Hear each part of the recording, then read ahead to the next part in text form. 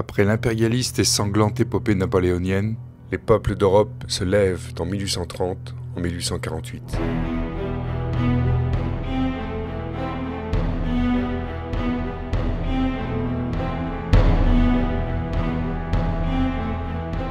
La révolution de 1848, qui est sans aucun doute le premier soulèvement de la classe ouvrière en tant que force qui tente de s'organiser.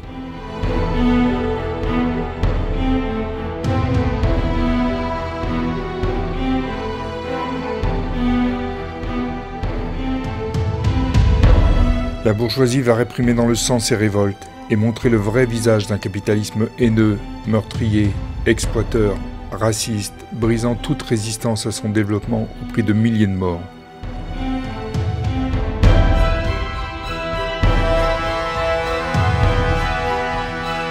Ce capitalisme sans frontières exploite les peuples partout où il s'est développé et les émeutes apparaissent partout en Europe, faisant prendre conscience de la nécessité de s'organiser au-delà des frontières nationales.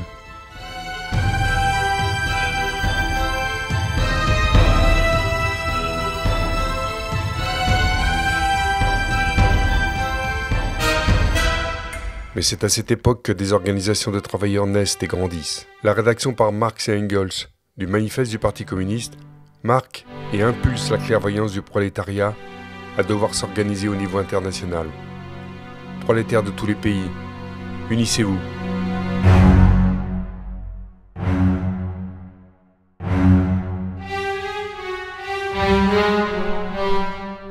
Dès la première internationale, créée en 1864 à l'initiative là encore de Marx et Engels, il apparaît que l'émancipation des travailleurs sera l'œuvre des travailleurs eux-mêmes. Des luttes fondamentales et fondatrices se développent alors. Pour l'instauration du suffrage universel, pour la réduction de la durée du travail, pour la disparition de celui des enfants.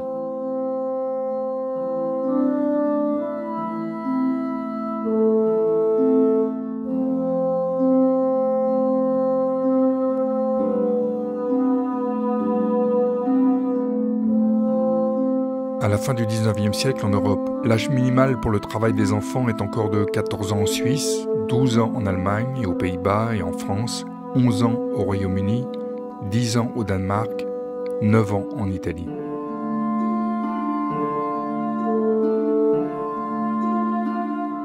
En France, c'est par la loi du 2 novembre 1892 que la durée maximale de travail est ramenée à 10 heures quotidiennes à 13 ans, à 60 heures hebdomadaires entre 16 et 18 ans.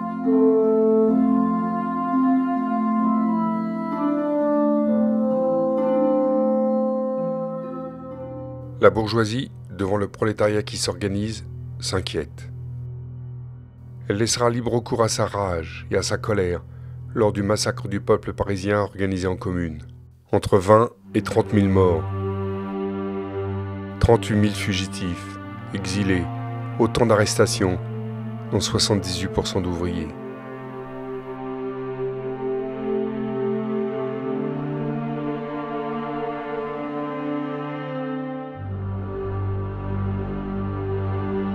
Ce bain de sang amènera à l'élaboration du concept de dictature du prolétariat. Elle amènera aussi, en 1889, et à l'initiative d'Engels et des partis socialistes et ouvriers d'Europe, à la fondation de la Deuxième Internationale, qui groupera partis et syndicats. C'est lors de son congrès fondateur à Paris que fut décidée l'organisation de la première manifestation internationale, le 1er mai 1890, pour l'obtention de la journée de 8 heures.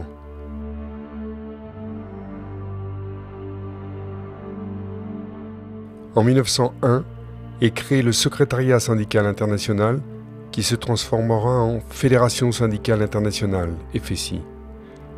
Celle-ci intégrant, en 1913, les 32 secrétariats professionnels internationaux. À partir de 1904, des débats se font jour entre réformistes et révolutionnaires, qui aboutiront, en 1914, à la trahison pure et simple des orientations de la FSI, à la collaboration à l'Union sacrée, et finalement, à la guerre impérialiste opposant les peuples entre eux. La Troisième Internationale est mise en place en 1919 suite à la révolution bolchevique et justement contre la trahison des dirigeants de la Deuxième Internationale.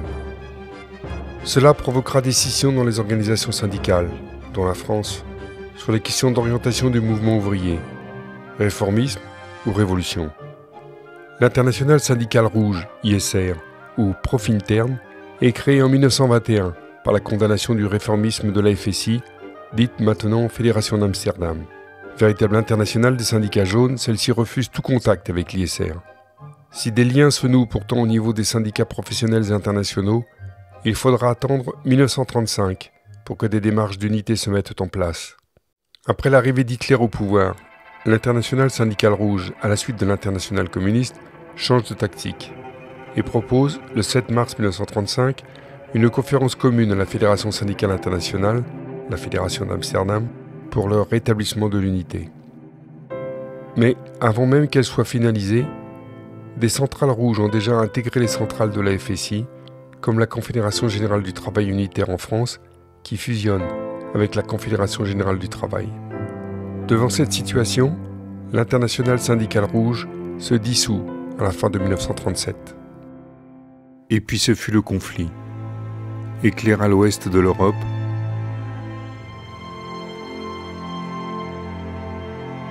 destructeur pour les Londoniens,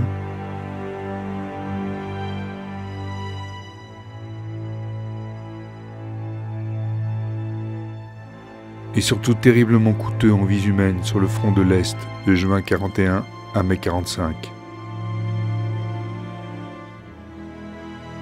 Durant cette période, une commission syndicale anglo-soviétique se réunit qui permettra la création de la FSM. Mais ce sont deux événements qui aboutiront à la réelle mise en place de la Fédération syndicale mondiale. La conférence de Londres, du 6 au 17 février 1945, rassemblant 55 organisations syndicales, puis le Congrès de Paris, du 3 au 8 octobre 1945. Walter Citrine, ancien président de la réformiste FSI, dite Fédération d'Amsterdam, et secrétaire général du Trade Unions Congress de Grande-Bretagne, en prendra la direction, tandis que Léon Jouot en sera l'un des vice-présidents et Louis Saillant, le secrétaire général. Les objectifs de cette nouvelle fédération mondiale sont clairement établis. Préservation de la paix, lutte contre les régimes fascistes et participation du syndicalisme à la fondation de l'ONU.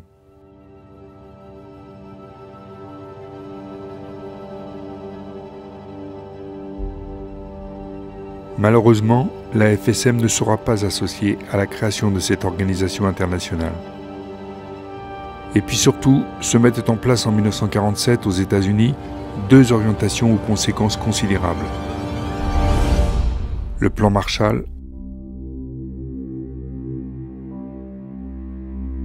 et la doctrine anticommuniste de Harry Truman.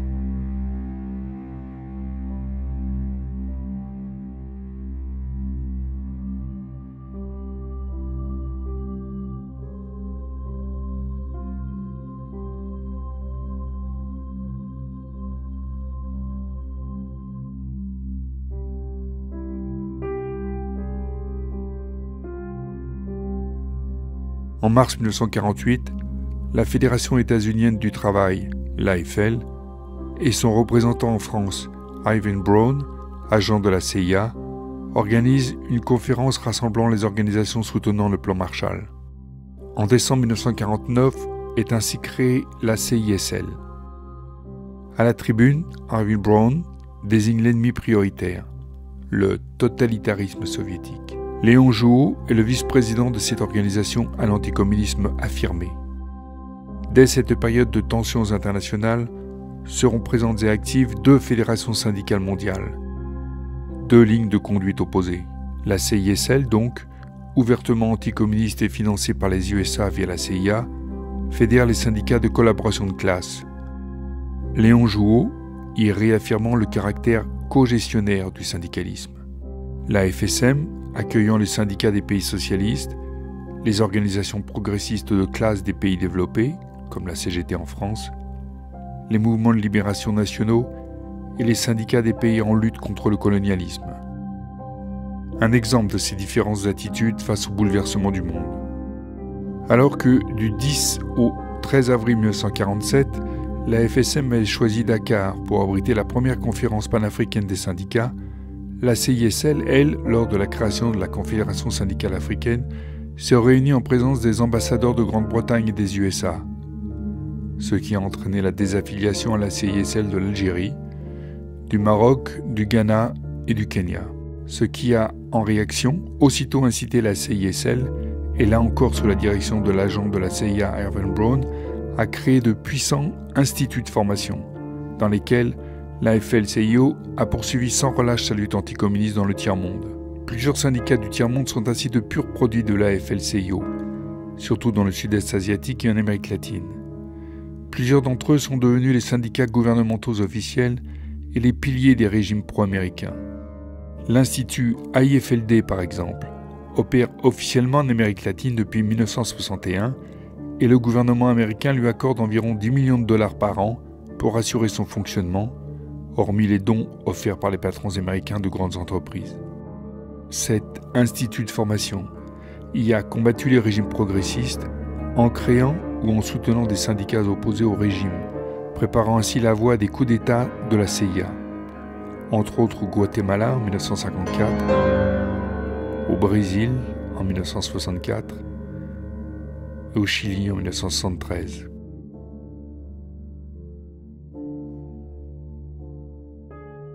Mais la CISL a soutenu aussi la communauté européenne de charbon et de l'acier en Europe, puis puissamment la création de la communauté européenne.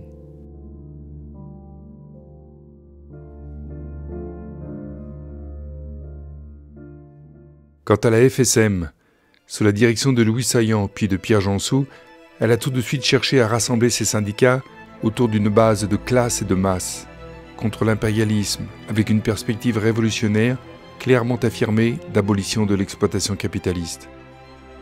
Ces priorités ont immédiatement été établies: la lutte pour la paix, les droits démocratiques des peuples et l'unité syndicale internationale. La FSM et ses affiliés ont activement soutenu les mouvements de libération nationale.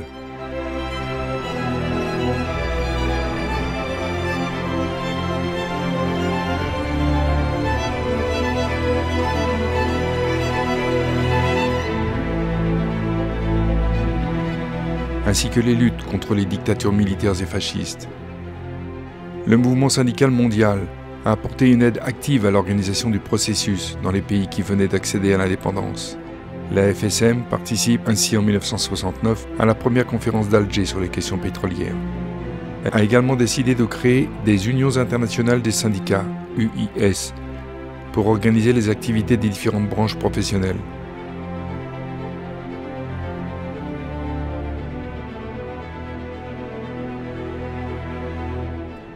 Elle est, à ce titre, signataire, dans le cadre de l'UIS Chimie-Énergie, de la Charte de Tarnów, regroupant les revendications concernant l'amélioration des conditions de travail de ce secteur industriel.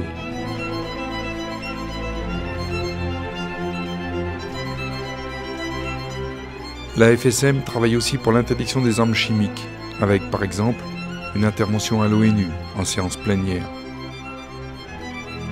Mais, dans les années 90, avec la fin de l'URSS et l'offensive du capitalisme international, la FSM perd nombre d'adhérents et d'organisations, dont la CGT française. Depuis l'élection de la nouvelle direction lors du congrès de La Havane en 2005, le déclin semble être arrêté. Les références à la lutte de classe sont de nouveau dans les statuts, et la FSM cherche encore et toujours à rassembler ses syndicats autour d'une base de classe et de masse, contre l'impérialisme, avec une perspective révolutionnaire clairement affirmée d'abolition de l'exploitation capitaliste. Dans le même temps, la CISL, appelée aujourd'hui Confédération syndicale internationale, est hier comme aujourd'hui engagée dans la collaboration de classe. Sa branche européenne, la CES, hier dirigée par Luca Vincentini et aujourd'hui par Laurent Berger, patron de la CFDT, accompagne toutes les régressions sociales des 20 dernières années.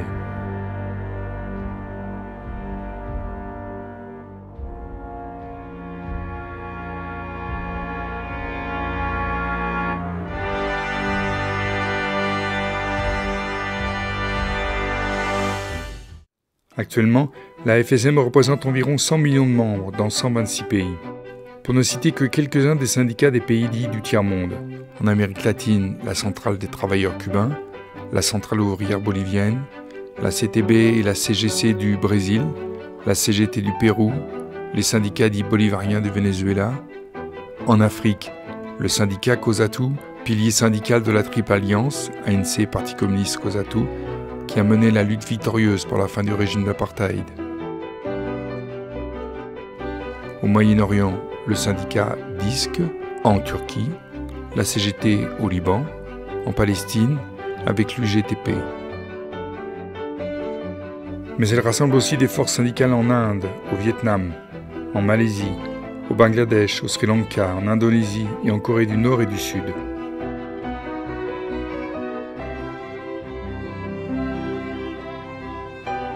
La FSM connaît également une certaine réimplantation, modeste mais réelle dans les pays industriels de l'Europe de l'Ouest.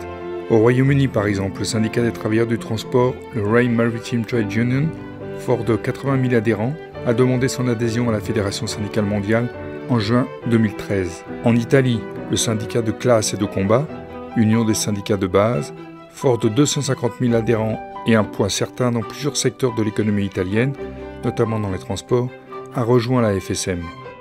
Tout comme le syndicat catalan intersyndical CSC, le syndicat LAB au Pays Basque, le PAME en Grèce.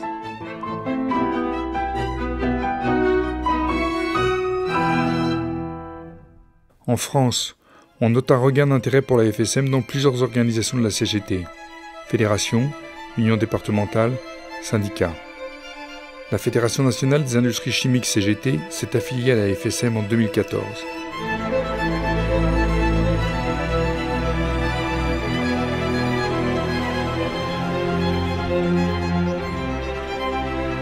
La Fédération de l'agroalimentaire CGT a maintenu son affiliation. La Fédération CGT du commerce et des services a adhéré à la FSM en 2019. Les syndicats de cheminots CGT en région parisienne ont entamé des rapprochements avec la FSM en 2013. Parmi ceux-ci, le syndicat CGT de cheminots de Versailles a formellement adhéré à la FSM en 2014.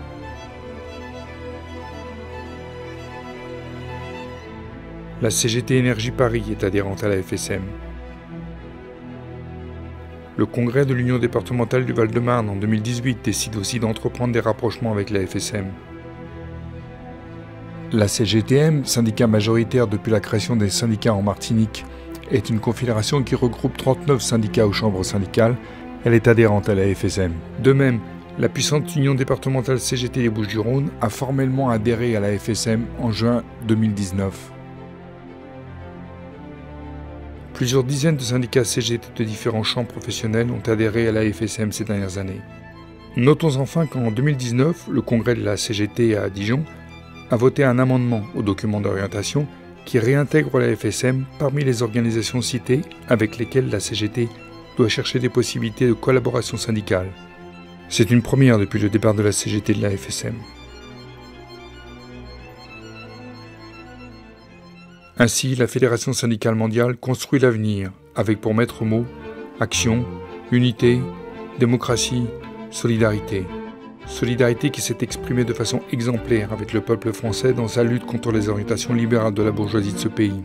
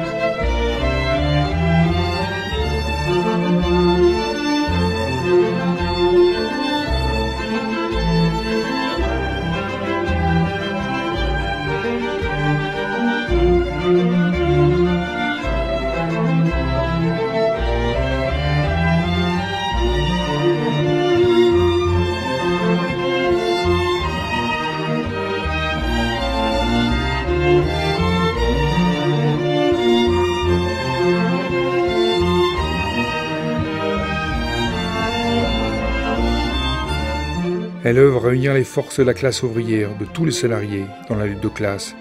Indépendamment de leur idéologie, religieux, langue, sexe, la FSM encourage et organise les gens du peuple dans la lutte contre l'exploitation capitaliste et contre l'impérialisme.